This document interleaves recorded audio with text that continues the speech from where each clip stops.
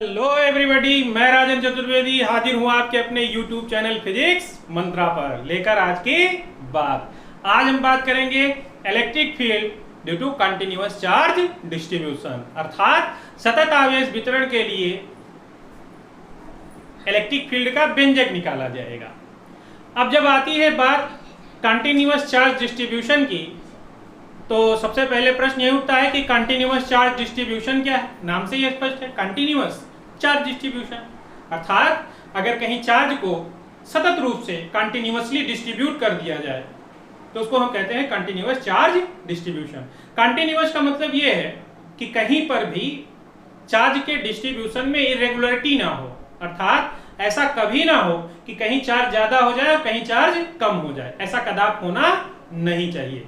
हम ये प्रयास करेंगे यहाँ पर कि कंटिन्यूअस चार्ज डिस्ट्रीब्यूशन में चार्जेस जो हों वो यूनिफॉर्मली डिस्ट्रीब्यूट हों, अर्थात एक समान रूप से वितरित हुए चार्जेस को चार्ज कंटिन्यूअस चार्ज डिस्ट्रीब्यूशन कहते हैं। और ये तीन प्रकार के होते हैं, वन डायमेंशनल, टू डायमेंशनल और थ्री डायमेंशनल, या इसको बोलते हैं linear charge distribution, surface charge distribution और वॉल्यूम चार्ज डिस्ट्रीब्यूशन। बड़ा आसान सा है। क्या है वन डायमेंशनल या लीनियर चार्ज डिस्ट्रीब्यूशन, जरा ध्यान दें। तो हम सबसे पहले उसी की बात कर लेते हैं। वन डायमेंशनल का मतलब हुआ कि सपोज करें हमारे पास कोई एक लाइन है, सीधी या टेढ़ी मेढ़ी लाइन है। यहां लाइन सीधी है या कर्व्ड है इससे कोई मतलब नहीं है, देयर इज ए लाइन, और इस लाइन पर हम अगर यूनिफॉर्मली पॉजिटिव चार्ज डिस्ट्रीब्यूट करते चले जाएं, ऐसे यूनिफॉर्मली का मतलब सतत रूप से, मतलब आवेशों के वितरण में कहीं पर भी इरेगुलरिटी ना हो, कहीं कम कहीं ज्यादा ना हो, एक रूप से चार्जेस का वितरण किया जाए। या इस कर्व वाली लाइन जो टेढ़ी मेढ़ी है, उस टेढ़ी मेढ़ी लाइन पर भी चार्ज का डिस्ट्रीब्यूशन कर देते हैं ऐसे, तो इसको बोलते हैं वन डायमेंशनल चार्ज डिस्ट्रीब्यूशन। अर्थात when charge distributed uniformly over a straight or curved line, then it is called one dimensional charge distribution or linear charge distribution। Hindi में क्या बोलेंगे, यदि एक आवेश की कुछ मात्रा को किसी सीधी या कर्व लाइन पर सतत रूप से वितरित कर दिया जाए तो इस प्रकार के आवेश वितरण को हम एक विमीय आवेश वितरण या रेखीय आवेश वितरण कहते हैं। ठीक इसी तरह से मान लीजिए हमारे पास कोई सीट है और सीट पर हम ये चाहे तो स्ट्रेट हो और चाहे कर्व्ड हो, उससे कोई मतलब नहीं, स्ट्रेट कर्व से मतलब नहीं, बस सरफेस होना चाहिए, कोई सरफेस होना चाहिए। तो ये कोई सरफेस है, इस सरफेस पर हम चार्ज डिस्ट्रीब्यूट कर दें ऐसे, तो यहां पर जो सरफेस चार्ज डिस्ट्रीब्यूशन होगा उसको बोलेंगे टू डायमेंशनल, क्योंकि आप जानते हो सरफेस कैसी आकृति होती है, दो विमीय होती है, लंबाई चौड़ाई, जबकि रेखा क्या होती है, सिर्फ लंबाई होती है। तो इसको बोलेंगे वन डायमेंशनल चार्ज डिस्ट्रीब्यूशन, इसको बोलेंगे टू डायमेंशनल चार्ज डिस्ट्रीब्यूशन। अब इसी तरह हमारे पास मान लीजिए कोई घन है और इस घन में हमने चार्ज का डिस्ट्रीब्यूशन यूनिफॉर्मली कर दिया, तो इस घन में अगर हमने चार्ज का डिस्ट्रीब्यूशन यूनिफॉर्मली कर दिया पूरे इसके आयतन में, पूरे आयतन में, पूरे वॉल्यूम में चार्ज को यूनिफॉर्मली डिस्ट्रीब्यूट कर दिया, तो इसको बोलेंगे थ्री डायमेंशनल चार्ज डिस्ट्रीब्यूशन या वॉल्यूम चार्ज डिस्ट्रीब्यूशन। क्या बोलेंगे इसको, वॉल्यूम चार्ज डिस्ट्रीब्यूशन। अब ध्यान दीजिए आप लोग, अगर लीनियर चार्ज डिस्ट्रीब्यूशन है तो मान लीजिए इस पर टोटल चार्ज Q है, इसकी टोटल लेंथ जो है वो स्मॉल l है, तो total charge upon total length ये बराबर होता है लेम्डा। इसको बोलते हैं हम लोग लीनियर चार्ज डेंसिटी, अर्थात रेखीय आवेश घनत्व। रेखीय आवेश घनत्व का मतलब प्रति एकांक लंबाई पर आवेश की मात्रा, charge on per unit length. मात्रा क्या होगा, कूलम बटे मीटर। ठीक, तो इसको बोलेंगे लीनियर चार्ज डेंसिटी। अब सरफेस के लिए बात कर लेते हैं। मान लीजिए इस सरफेस को भी हमने टोटल चार्ज कितना दिया है Q, इसका सरफेस एरिया कितना है S, Q coulomb, S meter. S से रिप्रेजेंट कर दीजिए चाहे A से रिप्रेजेंट कर दीजिए, A मींस एरिया। तो यहां पर हम लिखेंगे Q upon A is equal to sigma. इसको बोलेंगे surface charge density, surface charge density. तो सरफेस चार्ज डेंसिटी सिग्मा बराबर क्या होगा, total area, total charge upon total area, अर्थात किसी पृष्ठ पर दिया गया कुल आवेश बटे कुल क्षेत्रफल। इसका मतलब क्या होगा, कूलाम पर मीटर स्क्वायर। ठीक इसी प्रकार यहां पे कंसीडर कर लेते हैं कि टोटल चार्ज कितना दिया गया है Q और इसका वॉल्यूम कितना है V। तो यहां पर लिखेंगे Q by B equal to, इसको रिप्रेजेंट करेंगे हम रो से और रो को कहेंगे वॉल्यूम चार्ज डेंसिटी। तो वॉल्यूम चार्ज डेंसिटी मतलब आयतन आवेश घनत्व प्रति एकांक आयतन में आवेश की मात्रा, मात्रक कूलाम पर मीटर क्यूब। फिर उसके बाद सरफेस चार्ज डेंसिटी मतलब क्षेत्रफल आवेश घनत्व या पृष्ठीय आवेश घनत्व, मात्रक कूलाम अपान मीटर स्क्वायर। और फिर उसके बाद लीनियर चार्ज डिस्ट्रीब्यूशन के लिए लीनियर चार्ज डेंसिटी अर्थात रेखीय आवेश घनत्व, total charge upon total length, मात्रा क्या बनेगा, कूलाम अपान मीटर। ठीक, तो ये हो गया कंटिन्यूअस चार्ज डिस्ट्रीब्यूशन के बारे में। ये तीन प्रकार के होते हैं, कौन कौन सा, वन डायमेंशनल या लीनियर, टू डायमेंशनल या सरफेस, थ्री डायमेंशनल या वॉल्यूम चार्ज डिस्ट्रीब्यूशन। अब हमें क्या करना है, इन तीनों के कारण इलेक्ट्रिक फील्ड का एक्सप्रेशन निकालना है और बहुत आसान सा इलेक्ट्रिक फील्ड का एक्सप्रेशन है। ध्यान दीजिए, मैं सबसे पहले आपको लीनियर के कारण निकाल के दिखा रहा हूं। ठीक, तो आई होप सो आप लोग लेक्चर को 1 बाय 1 देख रहे होंगे और सारे कॉन्सेप्ट आपके क्लियर हो रहे होंगे। जो बच्चे हमारे संपर्क में हैं उनको अगर कोई प्रॉब्लम होती है तो वो हमको कॉल कर सकते हैं। मान लीजिए ये एक लाइन है और इस लाइन पर चार्ज वितरित किए गए हैं पॉजिटिव, फिर कन्वेंशनली हम पॉजिटिव चार्ज ही कंसीडर कर रहे हैं। ठीक, और यहां पर मान लीजिए कोई पॉइंट है P, इस पॉइंट P पर हमें इस पूरे लीनियर चार्ज डिस्ट्रीब्यूशन के कारण या रेखीय आवेश वितरण के कारण यहां P पर इलेक्ट्रिक फील्ड डिटरमाइन करना है। तो हम करेंगे क्या, इस पूरी लाइन को हम बहुत सारे छोटे छोटे सेगमेंट से बना हुआ मान सकते हैं। ऐसा ही सेगमेंट हमने एक कंसीडर किया, यहां पर एक सेगमेंट कंसीडर किया। इस सेगमेंट की लेंथ हम मान लेते हैं कितनी है, dl। एक छोटा सा सेगमेंट dl, एक छोटा सा लंबाई अवयव dl। ठीक, तो इसकी अगर लीनियर चार्ज डेंसिटी लेमडा हो, अर्थात let lambda is linear charge density, अर्थात प्रति एकांक लंबाई पर कितना आवेश है, लेमडा। तो हमने जो लंबाई कंसीडर की है वो कितनी है, dl। तो इस पर आवेश की मात्रा कितनी होगी, तो आप क्या लिख सकते हैं, चार्ज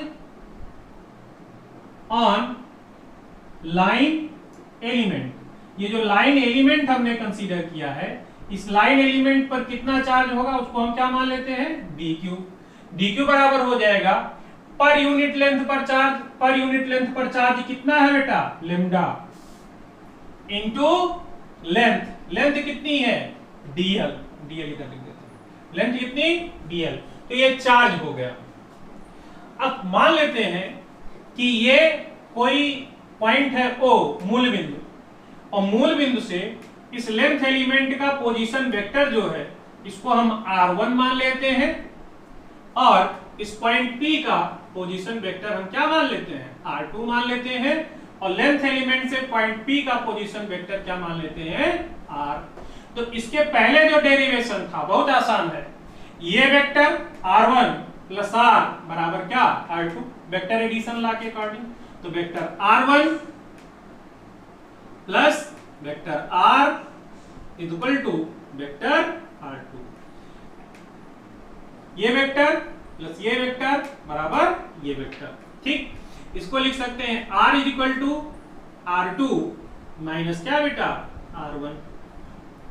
तो इस छोटे से लेंथ एलिमेंट के कारण इलेक्ट्रिक फील्ड, तो छोटे से लेंथ एलिमेंट के कारण इलेक्ट्रिक फील्ड क्या हो जाएगी DE is equal to 1/4 pi epsilon naught. Electric field का व्यंजक क्या था E is equal to 1/4 pi epsilon naught Q upon दूरी का स्क्वायर, यही था, उसी से लिख रहे हैं 1/4 पाई एप्सिलॉन नॉट। इस पर कितना आवेश है dq अपान दूरी कितनी है यहां से यहां तक की दूरी कितनी है r, तो r का स्क्वायर। ये मैग्नीट्यूड फॉर्म में लिखा गया है, इसको वेक्टर में कन्वर्ट करना है। कैसे कन्वर्ट करें, वही स्टाइल पुराना वाला। क्या करें, इस पर वेक्टर लगा दें और इधर यूनिट वेक्टर से मल्टीप्लाई कर दें। अब जब यूनिट वेक्टर से मल्टीप्लाई करें तो इसको क्या लिख सकते हो, इसको क्या लिख सकते हो वेक्टर r के मॉड का स्क्वायर। ठीक, अब आप लोग जानते हो वेक्टर r बराबर क्या होता है, क्योंकि हम सभी लोग जानते हैं कि वेक्टर r का कैट मतलब यूनिट वेक्टर r बराबर होता है vector r upon vector r का मॉड, यही तो होता है। तो ये वैल्यू रख दो यहां पर, रखेंगे तो r कैट की जगह क्या लिख सकते हैं, r कैट की जगह लिख सकते हैं vector r upon vector r का मॉड। ठीक, यह एक स्टेप और फॉलो कर देते हैं। चलिए यहां लिखेंगे since r cap is equal to vector r upon vector r का मॉड, हेंस इसलिए DE is equal to 1/4 pi epsilon naught. ध्यान रहे कहीं वेक्टर ना छूटने पाए, कहीं अगर छूट गया तो अपने मन से लगा लीजिएगा। ठीक, तो ये हो जाएगा dq अपान ये आ जाएगा वेक्टर r का मॉड का स्क्वायर, यूनिट वेक्टर है तो वेक्टर r बटे वेक्टर r का मॉड। ठीक, ये क्यूब हो जाएगा, so it will be DE is equal to 1/4 pi epsilon naught. dq की वैल्यू कितनी है, dq की वैल्यू है लैम्डा dl, तो लिख देते हैं लैम्डा dl अपान ये हो जाएगा r के मॉड का क्यूब और ये हो जाएगा वेक्टर r। अब जरा r की वैल्यू रख दीजिए, r बराबर क्या है r2 माइनस r1, रखिए यहां पर, तो आ जाएगा DE इक्वल टू आ जाएगा 1/4 pi epsilon not lambda dl upon r2 minus r1 के वेक्टर का मॉड का क्यूब, ये हटा देते हैं इधर से, जगह बचेगी थोड़ी सी, और वेक्टर r2 माइनस r1। ठीक, ये किसी इस लाइन चार्ज डिस्ट्रीब्यूशन के किसी छोटे से एलिमेंट के कारण यहां इलेक्ट्रिक फील्ड निकली। अब अगर आप चाहते हैं कि पूरे लाइन चार्ज डिस्ट्रीब्यूशन के लिए इलेक्ट्रिक फील्ड निकले तो इसको इंटीग्रेट कर दीजिए। इंटीग्रेशन का मतलब इस तरह के छोटे छोटे एलिमेंट के इलेक्ट्रिक फील्ड का एडिशन, और क्या जोड़ोगे, लेंथ एलिमेंट जोड़ोगे, लेंथ। तो समाकलन भी तीन प्रकार के होते हैं, इंटीग्रेशन तीन प्रकार के होते हैं, जरा ध्यान दीजिए।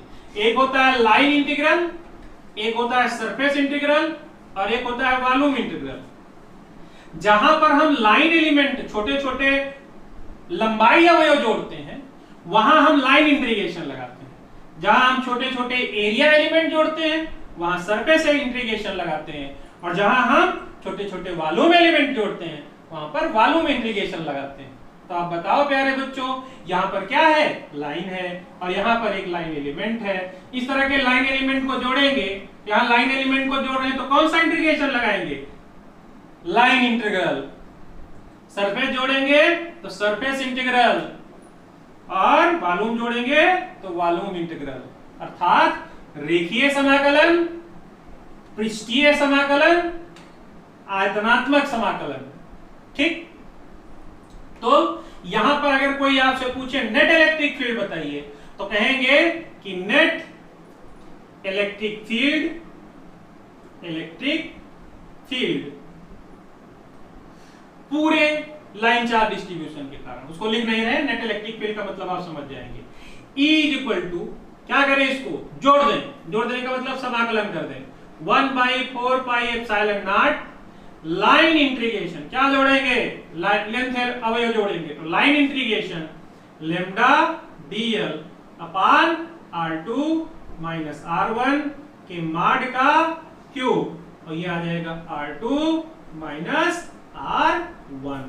ठीक बच्चों, यही लाइन चार्ज डिस्ट्रीब्यूशन के लिए परिणामी इलेक्ट्रिक फील्ड का एक्सप्रेशन है।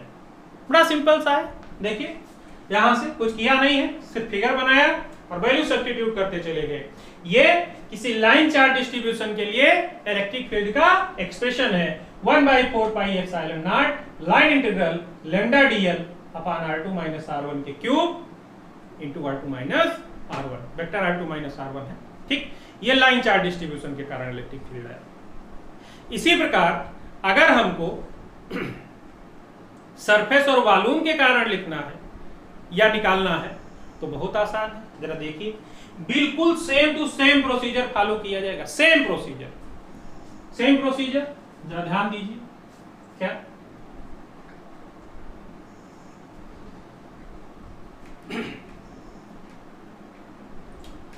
आप सभी लोगों से रिक्वेस्ट है कि अगर आप वीडियो देखते हैं तो वीडियो को लाइक जरूर करें, और अगर आपने इसके पहले वाले वीडियो नहीं देखे और डायरेक्ट यही वीडियो देख रहे हैं तो पीछे वाले वीडियो जाके देखिए, नहीं समझ में नहीं आएगा। ठीक, अच्छा बात करते हैं सरफेस चार्ज डिस्ट्रीब्यूशन के लिए। मान लेते हैं हमारे पास यहां पर कोई एक सरफेस एरिया है, इस सरफेस एरिया पर हमने क्या किए हैं, बहुत सारे पॉजिटिव चार्ज डिस्ट्रीब्यूट कर दिए। ठीक, क्या बताया था, सरफेस चार्ज डिस्ट्रीब्यूशन में कौन सी डेंसिटी होती है, सरफेस चार्ज डेंसिटी। ठीक, तो मान लेते हैं इसके प्रति एकांक क्षेत्रफल पर कितना आवेश है, सिग्मा, पर यूनिट एरिया पर कितना चार्ज है, सिग्मा। तो इस पृष्ठ से कहीं कुछ दूरी पर एक पॉइंट P है, इस पॉइंट P पर हमको इसके कारण इलेक्ट्रिक फील्ड निकालनी है। तो बहुत आसान है, यहां पर एक छोटा सा एलिमेंट कंसीडर कर लीजिए, इस छोटे से एलिमेंट का नाम रख देते हैं ds, क्योंकि अब बात सरफेस है। तो ये बताओ इस सरफेस पर कितना चार्ज होगा, इस सरफेस पर चार्ज होगा प्रति एकांक क्षेत्रफल पर चार्ज सिग्मा इंटू क्षेत्रफल, पर यूनिट एरिया पर charge into area, per unit area पर चार्ज कितना, सिग्मा, एरिया कितना कंसीडर किया है, ds, किससे रिप्रेजेंट कर दे इसको, dq से। तो इस एरिया एलिमेंट पर चार्ज dq मिल गया हमको। अब मान लेते हैं कि ये पॉइंट O है, इस पॉइंट O से इसका पोजीशन वेक्टर r1 है और इसका पोजीशन वेक्टर r2 है, सेम कहानी है, कुछ बदलना नहीं है, और यहां से इसका पोजीशन वेक्टर जो है वो r है।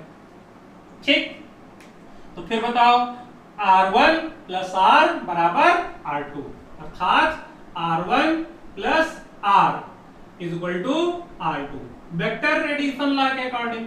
तो r इज इक्वल टू क्या हो जाएगा, r2 माइनस r1। ठीक, इसकी वैल्यू भी रखेंगे हम लोग थोड़ी देर में। अब जरा बताइए, इस छोटे से एलिमेंट के कारण पॉइंट P पर इलेक्ट्रिक फील्ड, वही फार्मूला लिखा है, उसको बदला नहीं मैंने, क्या लिखोगे, dE is equal to 1/4 pi epsilon naught dq upon mod r का स्क्वायर इनटू r कैप बराबर r बटे मॉड r होता है, हेंस ये आ जाएगा। dq बराबर, इसके पहले वाले डेरिवेशन में dq बराबर लैम्डा dl था, क्योंकि वहां लाइन चार्ज डिस्ट्रीब्यूशन का मामला था। इस बार सरफेस चार्ज डिस्ट्रीब्यूशन के लिए dq बराबर कितना है, सिग्मा ds। तो dq की जगह क्या लिखोगे, बस यही चेंज कर दो, बाकी सब सेम रहेगा, sigma ds। Net electric field integrate कर दो, नेट इलेक्ट्रिक फील्ड क्या निकलेगी, नेट इलेक्ट्रिक फील्ड E बराबर मिलेगी 1/4 पाई एप्सिलॉन नॉट। या थोड़ा सा और आपको बताना चाहें तो नेट इलेक्ट्रिक फील्ड बराबर सरफेस इंटीग्रेशन ऑफ dE। क्यों सरफेस इंटीग्रेशन ऑफ dE, क्यों, क्योंकि यहां पर इस प्रकार के छोटे छोटे एलिमेंटों की इलेक्ट्रिक फील्ड को ऐड करेंगे, तो चलिए यहां पर कौन सा इंटीग्रेशन लगेगा, सरफेस, बताया था अभी ना, कि लाइन वाला जोड़ेंगे तो लाइन इंटीग्रेशन, सरफेस जोड़ेंगे तो सरफेस इंटीग्रेशन, वॉल्यूम जोड़ेंगे तो वॉल्यूम इंटीग्रेशन। तो यहाँ सरफेस है, सरफेस जोड़ेंगे हम लोग, ठीक। तो यहाँ पर हम क्या लिखेंगे, surface integration of D. DE की वैल्यू रख दो बच्चे, डीई की वैल्यू रखोगे तो ई इज इक्वल टू क्या आ जाएगा, 1/4 pi epsilon not surface integration, value रखिए सिग्मा ds अपान r2 माइनस r1 के मॉड का क्यूब, और यहां पर वेक्टर ये r था ना, तो r की जगह हमने क्या लिख दिया यहां पर, r की जगह क्या, r2 माइनस r1, क्योंकि r यही वैल्यू तो रख रहे हैं, तो r की जगह r2 माइनस r1 था, फिर यहां r है तो r की जगह क्या लिखेंगे, r2 माइनस r1, ठीक। ये आ गया सरफेस चार्ज डिस्ट्रीब्यूशन के लिए एक्सप्रेशन, यही है सरफेस चार्ज डिस्ट्रीब्यूशन के लिए एक्सप्रेशन। बस क्या चेंज हुआ है, कुछ नहीं चेंज हुआ है, 1/4 पाई एप्सिलॉन, पिछले वाले में यहाँ सरफेस की जगह लाइन इंटीग्रेशन था और सरफेस चार्ज डेंसिटी की जगह लैम्डा था, लीनियर वाली, तो खाली क्या बदला, लीनियर चार्ज डेंसिटी की जगह सरफेस चार्ज डेंसिटी हो गया, लाइन एलिमेंट की जगह सरफेस एलिमेंट हो गया, और लाइन इंटीग्रेशन की जगह क्या हो गया, सरफेस इंटीग्रेशन हो गया। यही वॉल्यूम वाले में भी होगा, यही वॉल्यूम वाले में भी होगा। तो वॉल्यूम वाला कैसे निकालें, डिलीट करें, बस ये हो गया, यही फाइनल एक्सप्रेशन है, किसके लिए, सरफेस चार्ज डिस्ट्रीब्यूशन के लिए, डिलीट कर देते हैं और आपको वॉल्यूम चार्ज डिस्ट्रीब्यूशन के कारण इलेक्ट्रिक फील्ड बता देते हैं, ठीक। ध्यान दें, मान लेते हैं कि ये जो चार्ज डिस्ट्रीब्यूशन है ये सरफेस ना होकर के कोई वॉल्यूम चार्ज डिस्ट्रीब्यूशन है, ठीक। तो वॉल्यूम चार्ज डिस्ट्रीब्यूशन अगर है तो इस वॉल्यूम चार्ज डिस्ट्रीब्यूशन में हम क्या करेंगे, इस बार एक वॉल्यूम एलिमेंट कंसीडर कर लेंगे, ऐसे है ना, ये वॉल्यूम एलिमेंट कंसीडर कर लिया।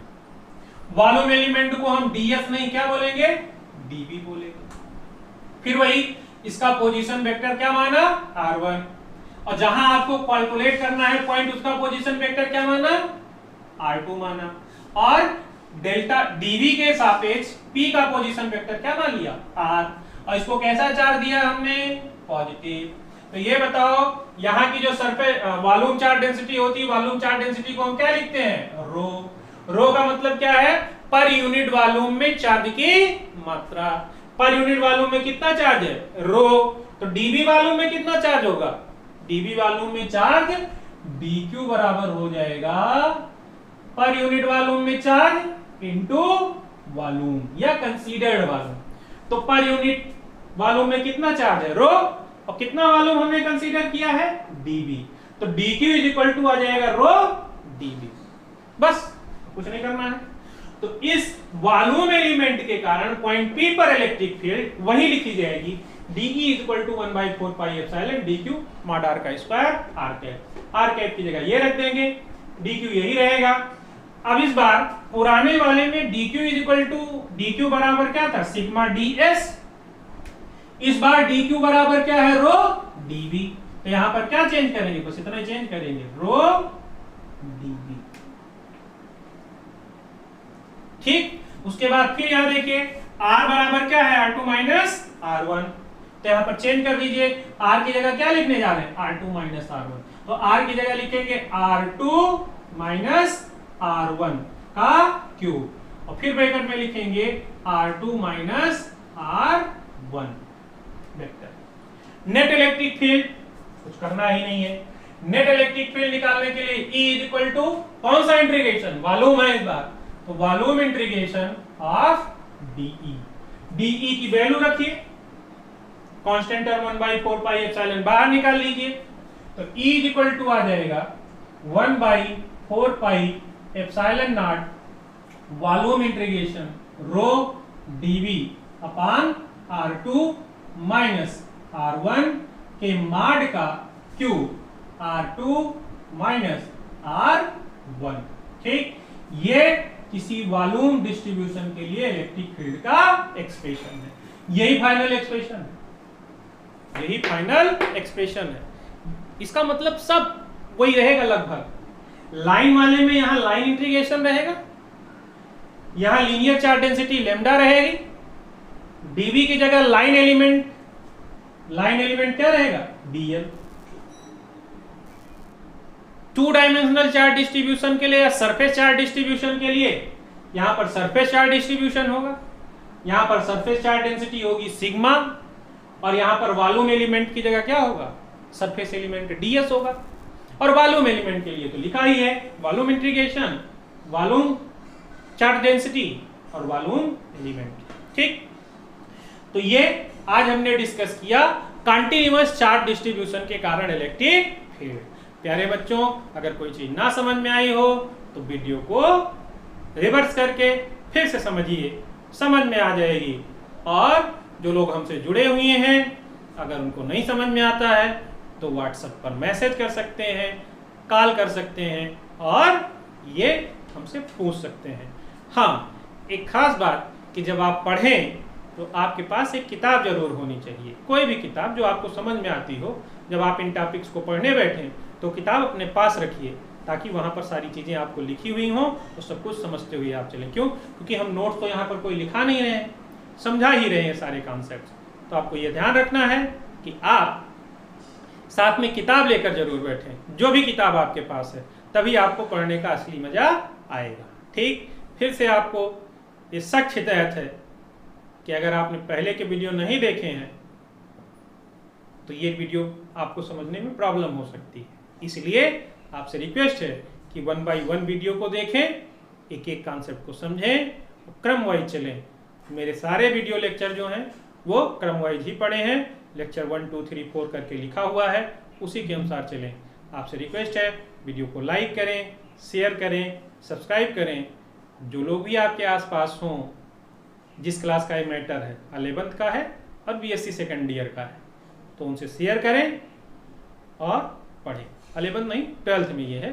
11th का भी क्लास नहीं स्टार्ट किया है, कुछ बच्चे 11th के क्लास को स्टार्ट करने के लिए बात कह रहे थे। जल्दी ही 22 तारीख से लगभग हम आपका सिलेबस भी शुरू करेंगे। ठीक, तो मिलते हैं अगले वीडियो में। तब तक के लिए आप सभी को राजन चतुर्वेदी का प्यार भरा नमस्कार।